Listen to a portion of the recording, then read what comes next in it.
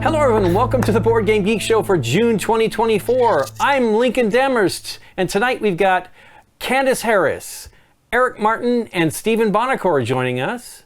How's everybody doing? Doing great. Pretty good. Stephen has more travel scheduled right away. I mean, the guy is never home. Why did you buy a home? Do you need one? I guess you have a place to store your games. All these games, they got to be someplace. That's true. That's the only reason. Well, the first thing we're going to talk about is the Spiel des Jahres nominees for 2024. They just got announced last Tuesday, which was much later. Usually we know this before BGG Con Spring. This year they announced them. They had a really great video that was actually had subtitles in English from the get-go, which was really fun for me to actually understand what they were talking about for the most part, whereas usually I'm trying to figure out what they're saying. Some actual surprises and some, I guess, maybe not so surprises, but some really cool games that got nominated. First thing, the Kinderspiels, we had the Magic Key.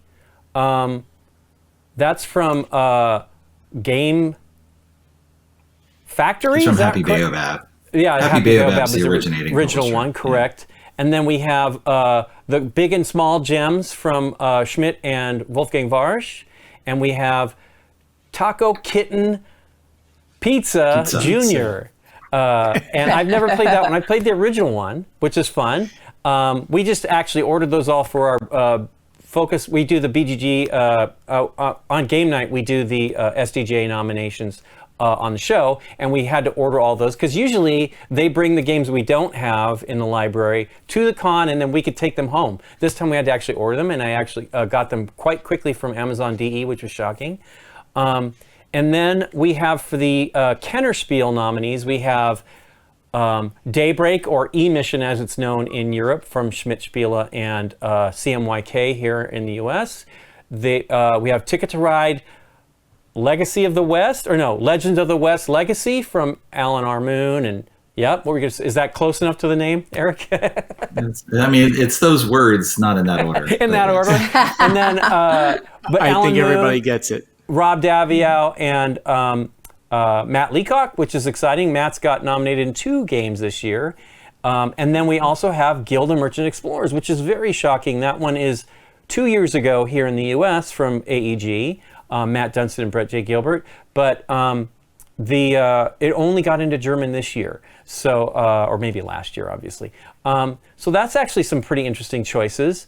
And then we also have for the SDJs, Sky Team got nominated, which we knew it was going to get nominated for something. I actually thought it might get a Kenner nomination.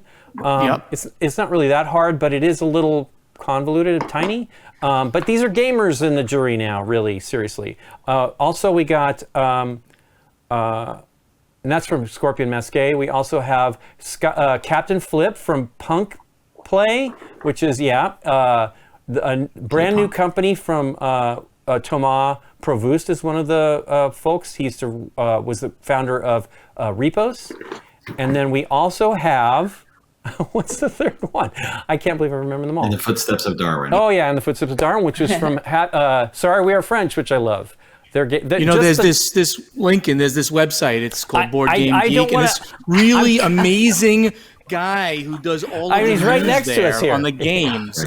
He's got them all written down. He's right, and I just look. He's a professional. I am not. But yeah, it's actually pretty interesting choices this year. What do you think, Candice? Yeah. Have you had a chance to play all of them? Obviously not. You know what? I've only actually played one of them. Wow. Yeah, and guess which one? Sky Team. Sky Team? No. Oh, no. Okay, two of them. Okay. Sky Team I just took a guess. Ticket to Ride Legacy. Ticket to Ride Legacy, yeah. Guild of the Merchant. Oh, Merchant Explorers, neat. Yeah. I haven't played Ticket to Ride Legacy. Oh I haven't played Daybreak yet. Candice, you got your work cut out for you if you're going to be involved in the discussion video. I know, yeah. That's right. Well, we played Guild of Merchant Explorers at Gen Con. Was it 2022? There's like a demo game. And I played it, exactly. We did together, but then I played it again because one of my friends has it, but it was a while ago. Probably that year, later that year. I know. Well, we actually played it 3 times when we did an episode for it. We filmed it with Christoph and Steph, Christoph is on the children's jury, but he also is the deputy chairman or something like that. They actually made an announcement in the video that they're going to be mixing the juries up a little bit with responsibilities. I don't know if the final decisions will be made by the respective juries. And they did split up the announcements based on whoever was on that jury. But we had Christoph and Steph Steph is on the SDJ jury, and we had a problem with the video, couldn't use it. And then another problem with the video, and then we finally got it filmed with Dave. But we really like that game. And I actually think it's a great choice. It's just different than the others, right? It's actually more a lighter game. What were you saying? Yeah, I was actually kind of surprised at the weight of the regular Spiel des Jahres games. They had been trending so light, and that's why I was predicting that Kabanga would actually be nominated or recommended, and it was not even there at all. Sky Team I played recently, and while it's not hard mechanically, it's certainly, once you get past like the first airport, it starts to get really hard. Right. So that and Captain Flip, it's got a few things you got to know. It's not hard. For sure. Of course, they're both lightweight games. Never played the Footsteps of Darwin yet. But I believe that they've kind of upped the entire category a little bit. But I don't know if how that really relates to the Kenner Spiel des Jahres, because these games are certainly not particularly any heavier than, the games that have been there in the past. Well, they almost could have gone in both directions, some of these games. I think 2 years ago, I would disagree. I would think 2 years ago, Cascadia was a heavier game that was nominated as an SDJ. And in my opinion, it probably should have been a Kenner. But I'm not on the jury. I'm not, people think that Kenners are like, you don't think so, Eric? Well, don't let me cut you off here. I'll just make disapproving looks while you continue. That's okay. Well, it's just, to me, it's definitely, that was definitely a higher point of entry. Like the low level rules that are the alternate rules are really the right way to start learning that game. And I know people are disappointed that Harmonies didn't get nominated, but I mean, it felt close enough to me that it would have been odd picking, even though I actually prefer Harmonies. Now, that's just me, but there's problems with that game too, where you can't get rid of the cards. You can't. It's just weird to me. We played so many games recently that have this mechanism, where you get to draw from an array of cards, and there's no way to clear them. Like if there's nothing there that you want, and you can't just take from the top of the deck. It's been so many things like that, and it's really odd. It feels like the games aren't fully developed, or they want that in the game. It's something I don't care for, but whatever. What did you? I want to hear what. If you don't mind, I want to hear what Eric's objection or counterpoint is, because it's kind of interesting. So Stephen, I think you nailed it exactly when you were describing Sky Team, in that it is not difficult to get into, and that's the whole the entry level for learning any of these games and getting them on the table. So I play this with Antoine Bauza and Thomas Provost at Spiel 23 when they were demoing what's coming from them. Their second game coming out at Spiel 24, also awesome. Talk about that some other time. But I got a review copy. We played it twice. I taught people within 2 minutes as we were playing. There is almost the entry ramp is so low to play this game. And yes, there are multiple characters that do different things, but on a turn, you draw one from the bag. Do you want this power? If you do, just put it on your ship, you're done. So you only have to know that power. If you don't want it, you flip it over and you get that one. And that'll be a different power. And that's it. And you're playing immediately. And so sure, there's decisions to make on whether you want to flip something or not, but the entry is just nothing. But their player mat is very clear. It explains exactly what each thing does. And I don't even feel you really need that. The tiles themselves actually have quite a bit of information on them without any words, which is really great. So, and Sky Team has that too. Sure, it'll be difficult and you might fail, but the learning how to do it seems pretty straightforward. And in the Footsteps of Darwin, it's a little more complex, I feel, than Captain Flip by a long shot. Oh yeah, yes, but I still think it's It's right Not in too there. hard And to then get. In the Footsteps of Darwin is very much, I describe it as like, the ultimate smooth Euro game where it just like flows immediately. You got light choices. You got that drafting thing where you don't, actually you can clear a row. So Lincoln might approve of that. I will. But it's very straightforward. It makes perfect sense. It was also nominated for the Asdor. Again, it's like right at that entry level for everyone learning it. It's pleasant. Might not be Pleasant. I like everyone's cup of tea, but I like your description there, Eric, about the basically the entry into the game is easy, and then of course you can do things to ramp up the whole complexity so that you can play it family version, so to speak, or you can raise it up to with your gamer friends as well. I think that's a good way of thinking about it. I don't know that they've ever announced any kind of changes in their mentality or in the way that they think about these games, but every year it just seems to be a little bit different, where it was trending lighter and lighter and lighter, and now it's which is fine. And this is not a complaint whatsoever. No. In fact, I'd rather have heavier games in general in both of these categories. But no, I think it's good in general. So the problem is obviously was Dominion was too difficult for people, and it radically changed thinking of the game, right? Like people, you have to be able, it's appealing to try to get people into the hobby. I mean, it is, your grandmother's buying these games. So the SDJ should be, we had this discussion in our group when we filmed Captain Flip, and they were like, and he's like, these games, I'm not going to mention who, these games are not for me. And I'm like, well, they're not really for you anyway. I'm saying you can play any of the games, but like to get you into the hobby, you have evolved as a gamer, and you have your abilities have evolved. So these are like the first 2 steps into the hobby, essentially. This game should be relatively easy. The rules need to be very clear. And then, hey, once you got those and you feel like, I got this, let's move to these next ones that are the next level. And then once you get to beyond that, it's things that we already know about. Lisboa. Yeah, exactly. But those things are as you grow and you understand. You don't need the jury to tell you, because we already know about those games. The people that appreciate those games are already clued in and pay attention to people like Eric Martin with his news and stuff like that. Well, I think it's also the German outlets. Like, you have a lot of stores that are sold, a lot of games that are sold in department stores, and much broader array of outlets. It's akin to Target. You're not going to find Lisboa in Target.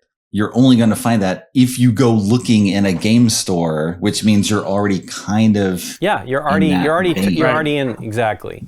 Right. So I mean, it's fine. I think that they every year, because Aaron was, now I've told you who it is. Aaron was saying something about like the games aren't for me, and I'm like, well, I felt really good about Micro Macro. I really love that game. And he's like, oh, that was great. I'm like, yeah, you see, they can find them. It's just not always what you want, right? And that's any of these awards. Most of the time, I feel people just want to be validated in their opinions of what games they like. I'm like, well, you like the games you like. Don't worry about what these people think about the games. That's 100% true. Don't look. Yeah, you should never look for validation of what I like. You and we like different things. We like what we like. So whatever it is, love what you love. Love the game you love, and don't worry if it wins an award. Play it and evangelize it to the people that you like to play with, or in your game group in general. Have you or Eric, I know Candice only played the 2 games she mentioned. Have you played any of the other Kenner nominees? So I have played. No, Eric, haven't? I'm sorry. Yeah. You can go. I played Ticket to Ride Legends of the West Legacy. So I played that through the entire thing, and I thought it was. I probably even talked about it on the show. I thought it was fantastic. And without giving anything away, because it's a Legacy, of course. Yeah. You are playing a variant in the beginning of Ticket to Ride, and by the end of that game, and very much only just a few games in, you're playing a bigger game than Ticket to Ride, which is really cool. I really enjoyed Ticket to Ride Legacy. Did you get to play Daybreak? I did not. I've not played either Daybreak I've heard I've had people ask me to play the Guild of Merchant Explorers, and it's only been because of time or what I was, I had to do something else someplace else that I have not played this. But both of them sound like they would be up my alley. Daybreak is really great. I mean, I really like. I think all the nominees are pretty good. as far as very. I'll tell you now, I'm going to have a hard time choosing what I would pick for those because I think all of them are quite good. Ticket to Ride, we only did the first 3 because the publisher asked us, Days of Wonder, like, please just do the first 3 because they didn't want us to spoil it. I mean, I was impressed that they let us do 3, even though a ton doesn't change. It's after that third one, I think, that stuff starts to really change. But you get to see how the system works watching the first 3 levels. But it's cool. The only thing we haven't really played anything of is the Kinderspiel nominees, but I look forward to checking them out. The other thing is there's lots of great recommended games. One I'd never even heard of, Beer Pioneer, that's supposed to be really good, but there's a lot. And what was some of the Trio or Nana got nominated, which I got recommended, which is really cool because it's such a basic kind of kids game. It's basically Go Fish kind of, but it's got a bunch of stuff that makes it appeal to gamers. It's quite an amazing game, and it's interesting to see when it's recommended, it means it was in consideration, which is pretty awesome. Cool. Well, does anybody else have anything they want to say? Yeah, you can definitely see in the Spiel des Jahres presentation, they mentioned that 300 or so games were looked at by the SDJ jury, and then there were I forget, 40, 60, something like that were reviewed by both SDJ and the Kinderspiel one. And you can definitely see Trio falling in that bucket because it kind of lands between them. It's playable by kids, but it's not a kids game. Right. And so they were sort of merging between the two, which is why now the Kinderspiel jurors are now going to participate in choosing Spiel des Jahres Kinderspiel because they're gamers. They can provide feedback on it, but they said it's not going the other way. Okay, I didn't know. Yeah, the other thing, so with Guild of Merchant Explorers, I can definitely see why that would fall in Kinderspiel because it's a flipping draw game because you're flipping a card and then placing cubes down. But the thing is, with that one, what are you doing with the cubes? And there's 4 different things that you might be trying for with goals, which means I have to explain all those goals ahead of time. You have to have all that in your head, and then you start doing something. And I could definitely see some people that I've played with that would just be like, I don't know what to do. What should I be doing? What is going on here? And I think really the key element here, especially with this or Footsteps of Darwin or Sky Team, is you have this level of immediate feedback. You do something, and then you know what happened and you get some sort of payout or response. And now you can be like, do I want to do that again? Do I want to do something different? And it's it gives you this sense of pulling you through the game in a way. Whereas Guild is much more you could do stuff. And you get to the end, you're just I don't know. I don't know what I was doing. So I don't know. That's why I think sort of the difference is how comfortable you are at exploring into the unknown without necessarily knowing whether you're on the right path. Right.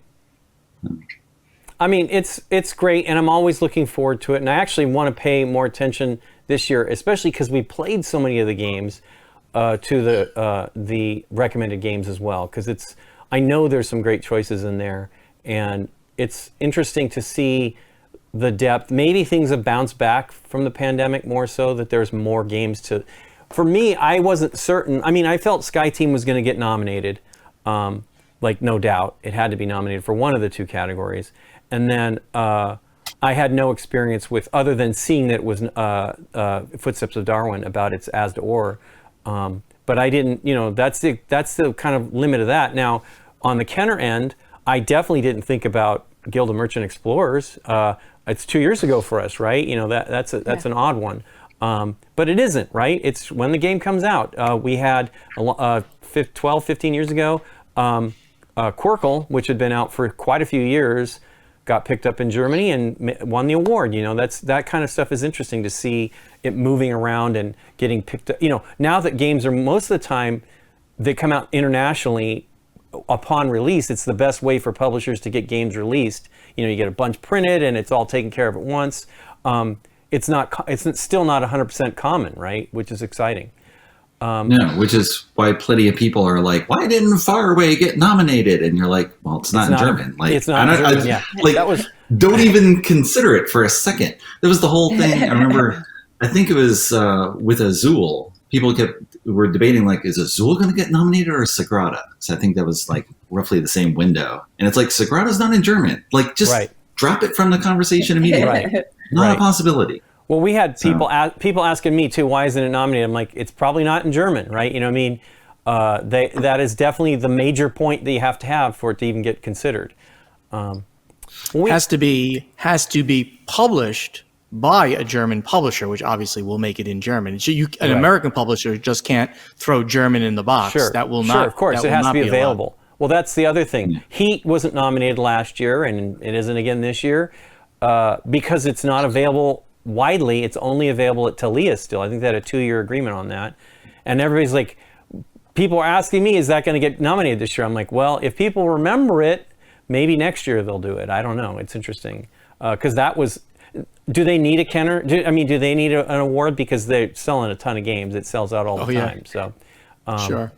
But anyway, so we got back from BGG Spring, BGG Con Spring. I'm wearing the shirt. A few weeks back, Stephen didn't go with us. Eric was talking about a game that was his best game of the con, and I didn't get to play it, but I got to watch it. Do you want to tell anybody a little bit about that?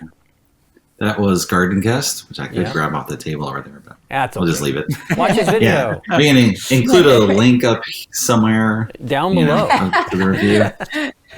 But Garden Guest is a 2 to 6 player game, but really just playing teams. You're trying to connect your sides of the game board. It's akin to Hex, right? The John Nash, Pete Hine design, except it's randomized in the sense that what you can do is somewhat dependent on the cards you have in your hand. So you want to lay down colonies, you connect colonies with paths, you eventually build a path that connects one side to the other, blocking the other team while you're doing so.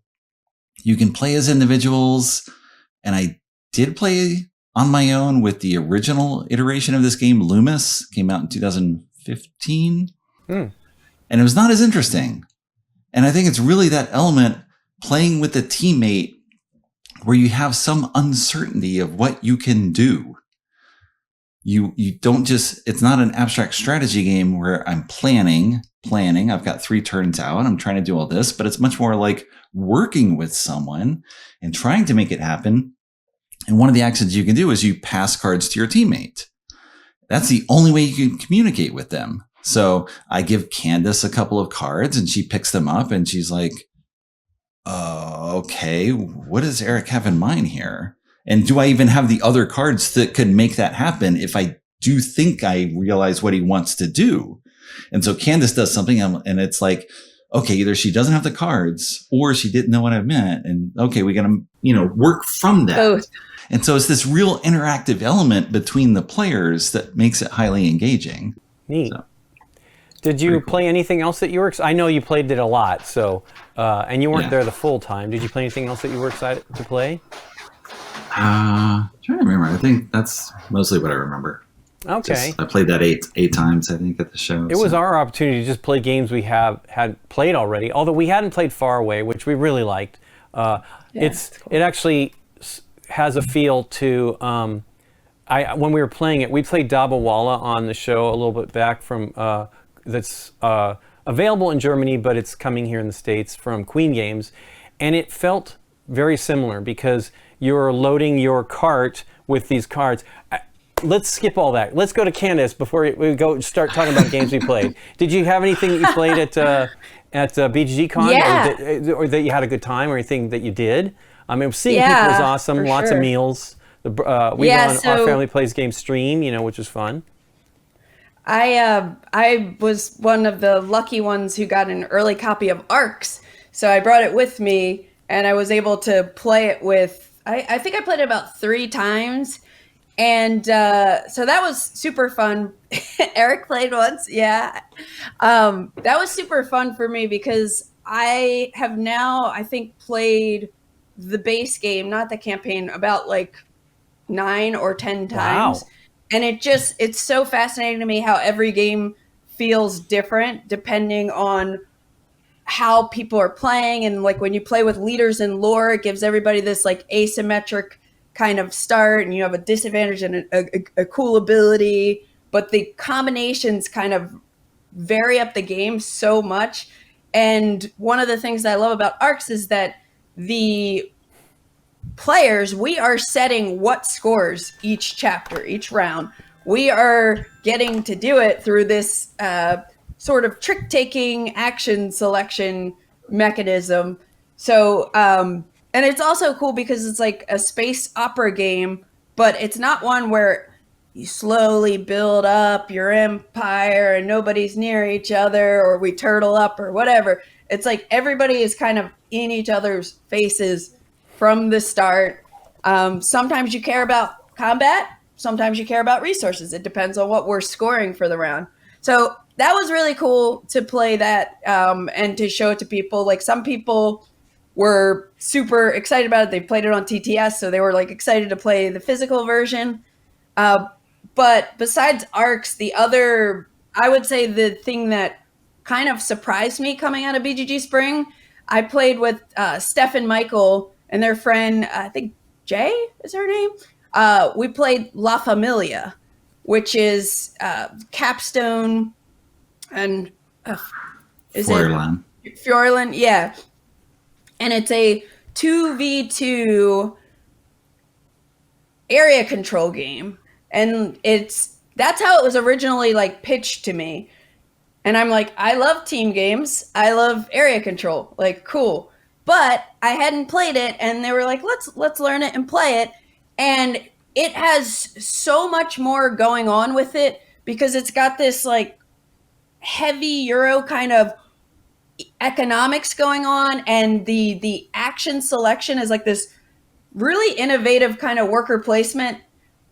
And you know, you have these different influence discs, and when it's your turn during the planning phase, you're moving one down like on a worker placement spot. But you have this other choice of like, hey, I could take one of these powerful actions at the top of this. It's almost like a grid sort of, but you have to spend money. So if I take a disc from here because I don't want to pay Steph to use her disc, I'm going to possibly be leaving it open for my opponents to have a cheap, powerful action. So maybe I want to take this and pay Steph anyway, just so nobody can do that. And it's got like really cool stuff. It's got placing order tokens. I didn't even say that the theme is not for everyone.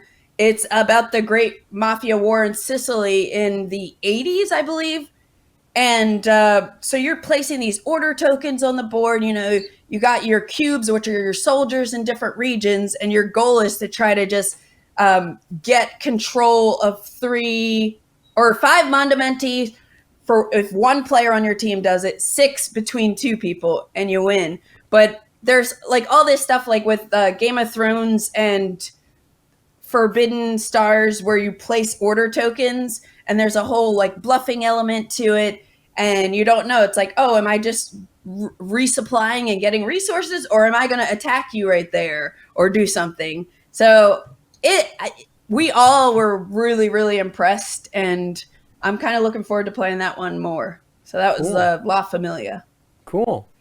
I guess we're talking about games we played now. I'll get to mine later. Eric, anything else that you played recently? Yes. Look at this. Panda Spin. Oh, yeah. By Carl Chudik. Oh, best designer of all time. Innovations. Oh, my God. Because Innovation's the best game in the world. So the gist of the game, it's a hand shedding game. So you have a bunch of cards. They come in 5 suits. You only use as many suits as the number of players. And when you play out, it's Tishu style in that you're playing a single card or a pair or run or whatever. Everyone has to play the same thing. If you pass and you've played cards, then you put the cards back in your hand, but you flip them over. And so now you get what's on the other half of the card. And if you Which is play always cards better. yeah, well, yes, Basically. but also, yeah. And if you play something that has the blue part, if you've made a play and any of your cards is flipped with the blue side up, all those cards are now discarded. And your whole goal is to empty your hand. But it's really challenging. I've played twice so far. It's incredibly challenging to gauge the strength of your hand because of that changes over the course of a round. So lots of times with Tishu, sometimes you hang back and you're just waiting for other people to play out things because maybe you've got these long runs or, 3 pairs in a row or whatever it is. And you're just waiting for the right moment to flood everything out. But here you put it down and then it goes back to your hand and now it's something else. And now suddenly you have something else to worry about. It's a very cool challenge. When you go out, you score as many points as the number of cards in the hand of the player with the most cards, up to 7. And you're trying to go to a certain point total. And apparently it's changing. I've got different rules in the box than I was received in a PDF. And so I don't quite know if I'm playing the final game yet. Oh, wow. But the gist of it is just incredibly good. Yeah, I mean, I'd like to second that. I might as well go. I was at KublaCon as a guest of honor. Awesome. That's the only reason I didn't go to BGG Spring. Otherwise, I would have been there. But I got to play Panda Spin. I actually played it at the Gathering, this invitation-only convention, in April, and then I played it again at KublaCon. It is really good, and you explained it really well, Eric. It's like Tishu-like, but you're not playing with partners, right? Tishu is all about partners and trying to figure out how to get the other person to go out. Here, you're trying to just win. You're trying to go out on your own, and you're going to go out and then get the points of the player with the most cards still in their hand at that time, up to 7, as Eric said. And that whole mechanic of if you play only white cards, they come back into your hand and then they flip to the blue side. And for the most part, they're more powerful and should make better combinations. Some cards can be a pair just in and of themselves, right? You might be a 3 this way. You turn it over, it's a pair of 7s or something like that, which could be played as a pair of 7s, or can be played with another 7 to make 3 7s, things like that. So I really liked Panda Spin, and I look forward to it. And they're really pretty artwork too on the cards and everything like that. So really looking forward to that. Who's the publisher on that one? It's one of the Madigo companies. Moongate Design. Okay. Madigo is actually, I believe, distributing, and they helped work with the development, but I believe it's a new company on its own. Oh, wow. I was told. So yes, a 5 now becomes an ace, and you play something with bamboo, and you get a point on it. Oh, that's not the bamboo. A panda. You play a get panda, a point. and something happens. Yeah. Play a panda, you can steal a point from someone else. Depending on the panda has 2 different roles, but here, yes, a 5 becomes 3 6s. Wow. And if you play 4 more of a kind, it's a bomb, as in Tishu. And so you can upgrade your hand and get bombs out of it. Cool. It's cool stuff. Go ahead. I'll mention one last thing. Any suit, there's a special element card, which allows you to win a trick instantly on a certain condition. So you just, boom, win the trick, done. All your cards you played are discarded, but you then draw 2 new cards from the deck. So now you're kind of setting yourself back up again. I've got now all these white cards that I've got to get rid of or upgrade or whatever. Or you can just discard element cards if you don't think they're ever going to do anything for Work you. out. So, Yeah. Yeah, Cool. it's options. So many options. It's Carl Chuddick. I'll talk a little bit about BGG Spring. It was really great. We had the charity sale, raised $15,000 for Cafe Momentum, or $14,000 for Cafe Momentum. This year was an amazing array of games for sale, and I still bought 2 games, and I shouldn't have. And I wanted many more. I had a big pile. I'm like, I'm trying to get rid of games. I cannot buy any more games. But it was an amazing sale and tons of great stuff. It's something that you should check out at BGG Spring if you go. It's worth seeing. It goes for 2 days. The games start off at $10, and there are some higher end games, like more valuable ones that we put off to the side, but everything goes to charity. It's amazing. I guess you bought a very loud wooden game. Yes, about to That's say right. it's not too loud there. Thank you for my headache you just gave me, Eric. Blow out those ears there. Yes, it's kind of amazing that we have all these incredible old games, but of course they just don't get checked out at the library. They're barely accessible. And at a certain point, it's like, well, let's just move them on and get money for charity. So you get like this Theta Spiel one that you otherwise find only at the used game vendors at Spiel. Cool. They're long gone, out of business. Yeah, it's a great charity and a great event. And I mean, I saw people, I think you're only allowed to buy 5 at a time. So if you go out, you buy something, you get back in line. But there was people with 5 game stacks, like a whole group of 4 people. And every game looked amazing. It was like a whole bunch of great stuff. It's really, really great. Plus, it's also a really fun con for us. Normally, we have the SDJ jury there. They'll be there again, not all of them, but some of them. They'll be there again next year, but we don't know if that's going to be the end of it. The timing is different now with the announcements and everything, so it's kind of unfortunate. I hope it continues because it's great, but it's also just fun seeing a lot of people. This is a different con than the fall con. A different makeup of attendees, more locals, not to say that they're not there, but at the fall one as well. But and it's definitely more families. I usually end up playing some dexterity games with children, which is always fun. I get my butt kicked in, like, what was it? A couple years ago, it was tumbling dice.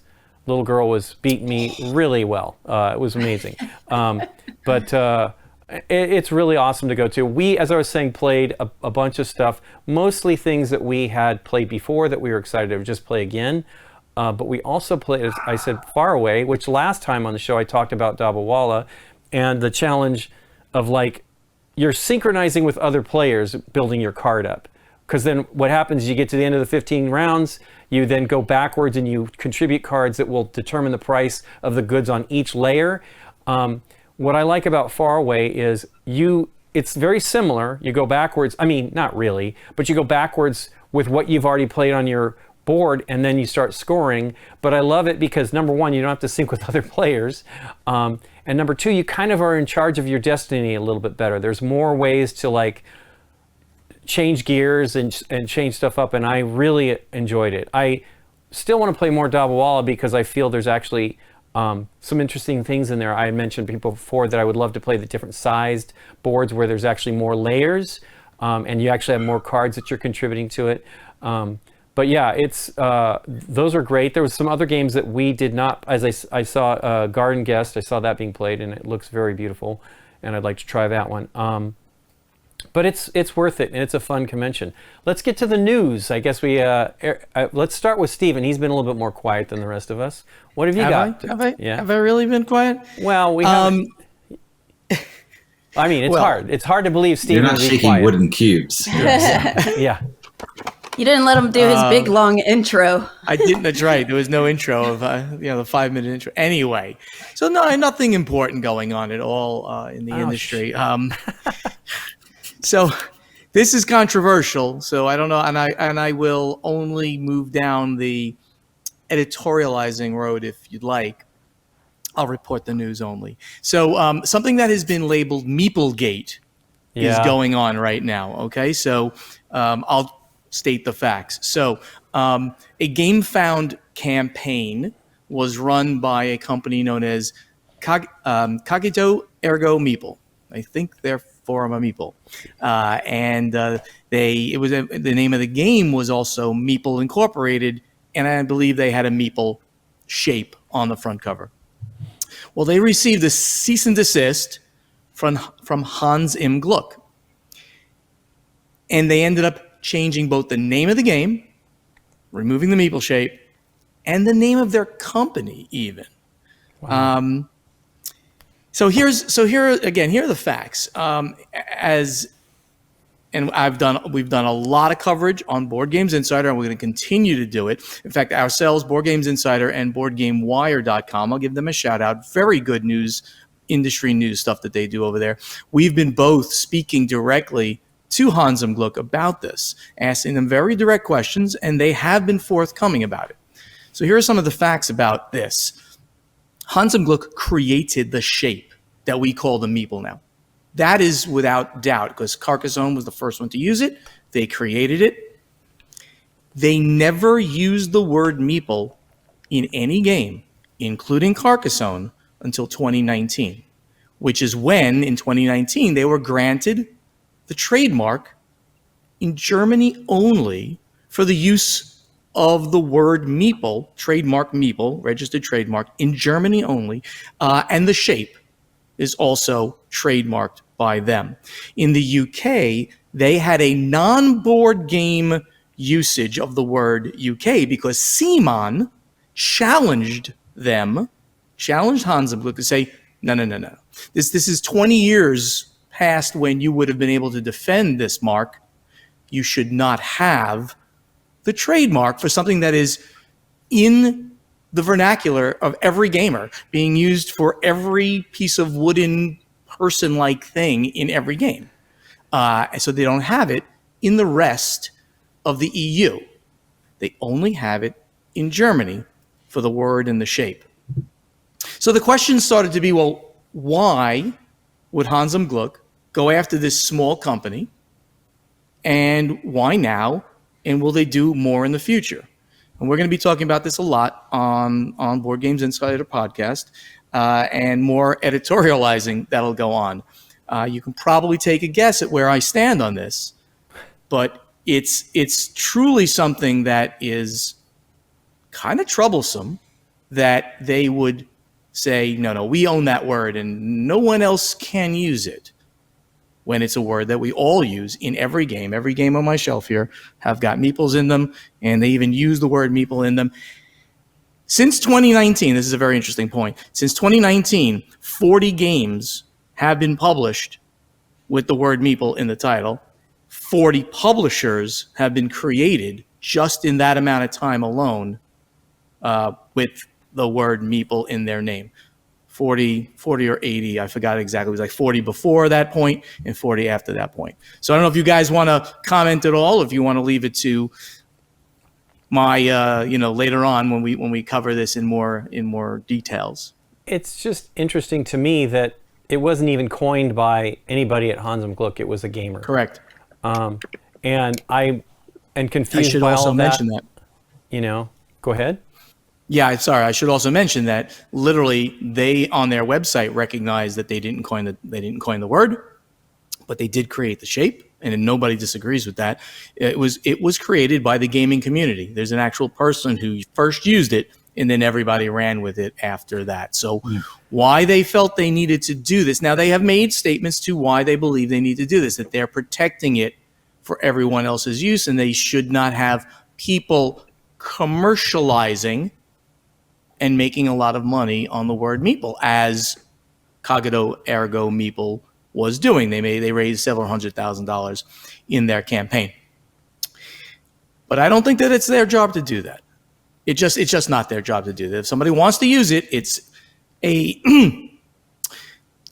have the legal right to do what they did. That's a very important point. They have the legal right to do what they did, at least as far as German law is concerned, and they are a German company.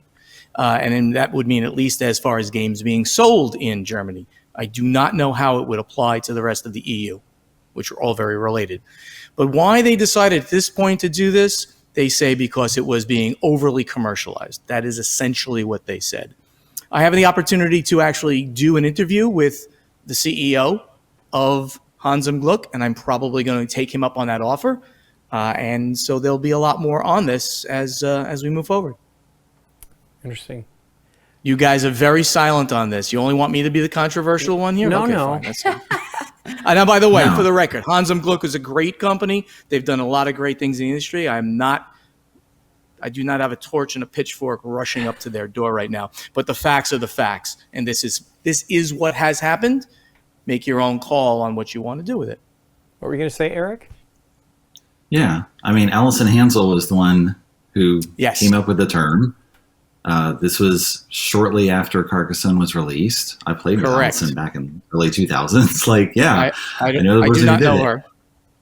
Yeah, I have not played with her since that time, but it's yes, it's a word in the public vernacular. It's been out forever. That exact shape might have originated with Carcassonne, but there were other wooden figures prior to that were very similar, just not necessarily that exact dimension. And so They it did does create the seem shape. like It is incontrovertible that they did create the shape.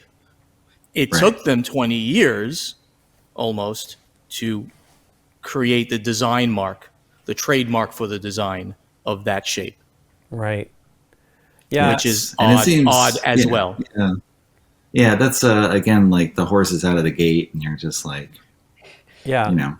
Too why late. go after? I mean, I suppose the issue is when they say they're over commercializing the meeple, it is much more that the box was just Meeple Inc. with a meeple on it, and you're just like, whoa, this might be confused as being something coming from Hans and Gluck or related to us in any way whatsoever, rather than just sort of in the background or just like Sure. other And games there with are- Meeple War, and it's clearly not from Hans and Gluck because it doesn't look like. And there are because the game clearly they've more- released in almost 20 years. Clearly more polite ways to go about doing it. So, okay, well, remove our shape. Okay. That could have been a possible solution. Maybe. Why not go after the other 40 companies who have it in their title? How about the other 40 games since you've owned the mark? So all of those questions hopefully will get answered over time. Yes. Yeah. Wow, you it's- guys are quiet. No, I like it. It's a weird choice. I mean, I actually have a tiny bit of history with some of that stuff, and I do not want to talk about it, but it is a weird deal. And it's like it's been fits and starts and stops with that, enforcing that stuff. And I don't quite understand.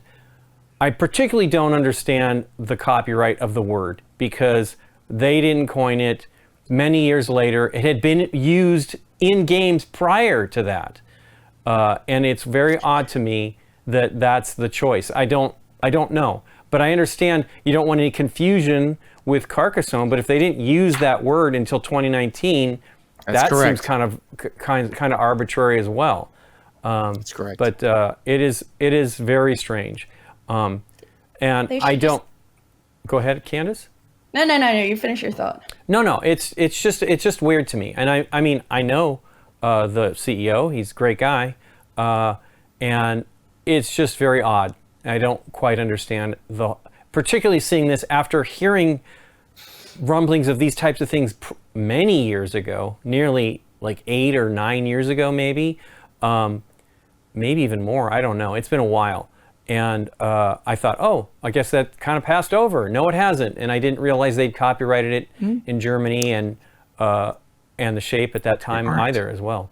Trademark, it's a very specific. Trademark is different than we won't get into the legal differences between the two, but it's trademark. I was gonna say. I think. Go ahead, please. I was gonna say. I feel like they should just embrace it, and like. No, that's another. Having company. that word spread around is like spreading the board game hobby love. They could make something that's like T-shirts that are like the original meeple came OG. from Carcassonne or something. I don't know, like OG meeple, yo. Yeah, OG meeple. Sure. Yeah. Like You could it's literally kinda embrace weird. it in so many ways. It is a very odd thing, and it will continue to be covered on Board Games Insider All right. and other places. Powered by BoardGameGeek. Powered by Board Game Geek. Do you have any other news? Absolutely. Steven? The other one, sure. At least two other things, if you don't mind. They can be pretty quick. Essen Spiel sold out of its exhibitor space for Amazing. the first time. Now, so what does that mean? Let's describe this a little bit for people who've never been to Essen and don't understand the halls and all that. The Messe Essen, which is means like convention or halls of Essen, that kind of thing, or eating. Well, Essen means food, Essen means yes. eat, But Messe, I think, means like halls or something like that, or a conference center or something. Right. Convention Essen. That's where it is located. There are 8 halls in this unbelievably large convention center. It's massive.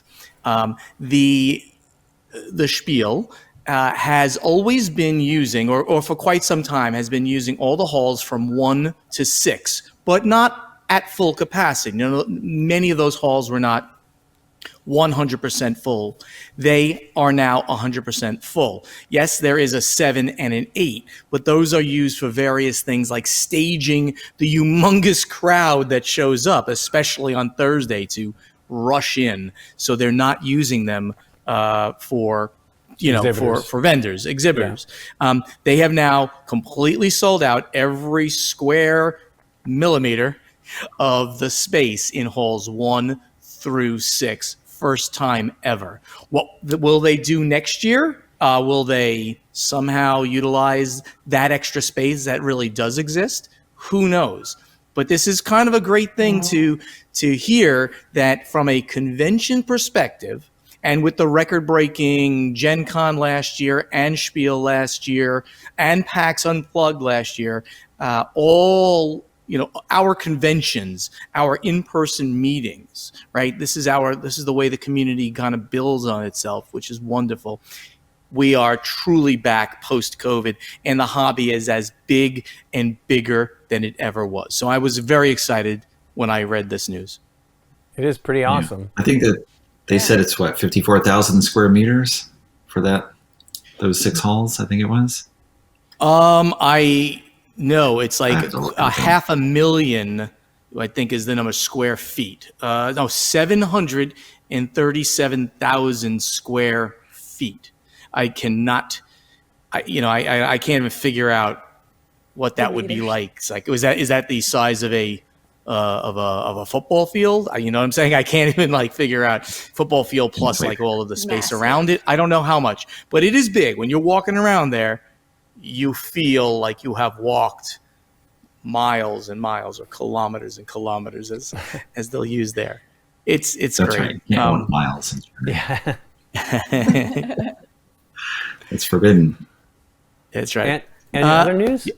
Yeah, the last thing I'm going to mention is a sad news. We'll end on a sad note. Is that the Game Brewer, has closed its doors.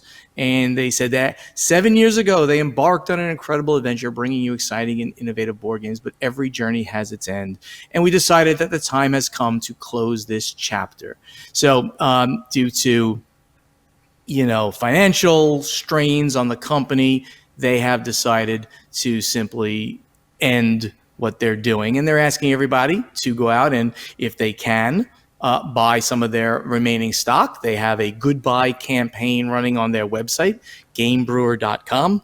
So if you've ever wanted one of their boxes, the Stroganoff Big Box, Bone Wars, Algae Inc., some of the stuff that their final releases, or some of their older stuff, please go out there and check them out. Yeah, they've got a bunch of good things. They're a bunch of nice guys, by the way. I haven't spoken to them in quite a few years. Back in Stronghold, we used to talk to them every year.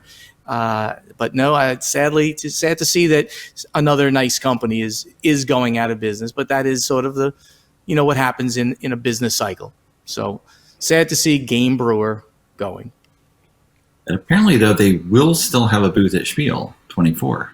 Really? Because one of the options when you're buying things is to pick up at Spiel.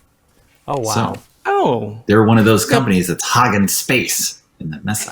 Well, guess what? I bet they're going to sell out a lot of their final stock while they're there, which I think is great for them, actually, right? They probably have financial obligations. They probably need to raise some money. So it costs them a couple €1,000 for the space. They'll make many, many, many times that, hopefully, and hopefully they go out with a nice big, bang. So that money was spent months ago. You're not getting that back. And they already spent that money. Yes, you might as well use the space to clear everything out. Yeah. Eric, did you have some news? We can have some more bad stuff happening. Like Atomic Mass Games has shut down the Star Wars X-Wing and Star Wars Armada lines, although people who are fans of those lines say, well, they haven't really done much with Armada anyway. And like X-Wing, like you could already see it was sort of like tailing off. And what was interesting too is people really called them out on one of the reasons they shut it down. They said was related to pandemic related challenges. And people are like, wait, are you serious? Like, it's 2024. really? Pandemic-related challenges? Which I could understand people saying that, and yet at the same time, there are plenty of companies who are still dealing with pandemic-related challenges. The game group I had last week, all 4 of us there were just like, yeah, we just never go to theaters anymore. Like that habit was gone, and we go like once or twice a year. So we are part of that crowd of millions of people who just don't go to theaters as much. And so theaters are like, what are we supposed to do now? That's a pandemic-related challenge that's still happening 4 years after COVID started. So well, I don't know. Costs I'm are up and everything else still. So, you know. Yeah, I'm not privy to their internal workings, but they are shutting that down. The weird part, of course, is they're still releasing Star Wars Shatterpoint. They do have the Marvel Crisis Protocol, but you're shutting down 2 Star Wars things, and yet you're still like, we're doing this other Star Wars thing. And does it keep people from investing at this point, where they're just like, how committed are you to doing this? Well, they didn't develop those other games, right? That's part of the problem. And they have done Shatterpoint and Marvel Crisis Protocol because they have the team working on them. That's, I think, really what the issue is. And maybe part of the pandemic issue is just staffing, like they don't have them anymore, or all kinds of possibilities. And I thought that was odd to shift all that over there anyway at the time without moving the team, They didn't move everybody over to that, which I'm like, well, how are they going to do that? And this was a year and a half ago or whenever they announced it. So it's very strange, but were people buying those games? I know that people enjoy them, and I know that they're making expansions for those with miniatures. That's probably expensive. There's a lot of other elements, and you have to develop them as much as Fantasy Flight ever developed anything anyway. So who knows? Well, you know how it is with Fantasy Flight. Sometimes it felt like, did they do any work on this? I don't know. That's more controversial than what I was talking about. Yeah. Oh my God. Yeah, Lincoln with the hot take here. Lincoln, hot take. That's right. Every time I hear anything about them, because Candice was talking about Forbidden Stars, which I think was StarCraft originally. It's the same. Yeah. That was the re-implementation of StarCraft. It's just so many things have cycled through them, and I was like, because I think Forbidden Stars is gone too, isn't it, Candice? Like that's done a long time ago too. Yeah. So yeah. So things move, and those are large product lines. And the weird part was switching X-Wing to like version 2 or whatever, and then all the stuff you had was basically unusable. That seemed like a pretty bad idea too. Yeah. Well, I think you had to use an app now to determine your fleet, and the values would adjust in the app, and you got to use, it's just like, yes, moving away from what's printed. Interesting. Well, what else do we have? Okay. Oh, wait. We have 2 other things. Right. One real quick, maybe just throw a link up there. Gen Con 2024 preview is now live. Yeah. Went live 2 weeks ago. It started with 313 items. Now it's over 400. I haven't checked. There's probably more to add at this point. There are a ridiculous number of games. And the nominees for the Diana Jones Award were announced. That's right. And Diana Jones is a fascinating award. It was like a secret committee, right? They don't publicize who's on the committee, even the nominees. And the nominees, I got to read these off here. Adepticon, which is a convention. Can we stop for Amy one Bell. second, Eric? Can we? Yeah, Eric, sure. Can we just stop for 1 second to tell people about the Diana? It was on my list, but I didn't talk about it. Yeah. The Diana Jones Awards are the weirdest awards. That doesn't mean bad. Weirdest awards in gaming, because anything related to gaming could be nominated. A convention, a designer, a game, a website, an accessory, a website, an article. Anything. Candice Harris could be nominated for a Diana Jones Award for best gamer on the planet. Go ahead. Plus, they lost the trophy at one point too. Lost in the mail. It's a whole weird story about how it was named Diana Jones. We can talk about that for an hour. But Eric, I'm sorry for stopping you, but I wanted to mention this. So Adepticon is the alphabetical order here. Amy Bao, designer with Pink Tiger Games, who's released I think 6 titles now, or at least 5, and 1 was crowdfunding. It's still coming.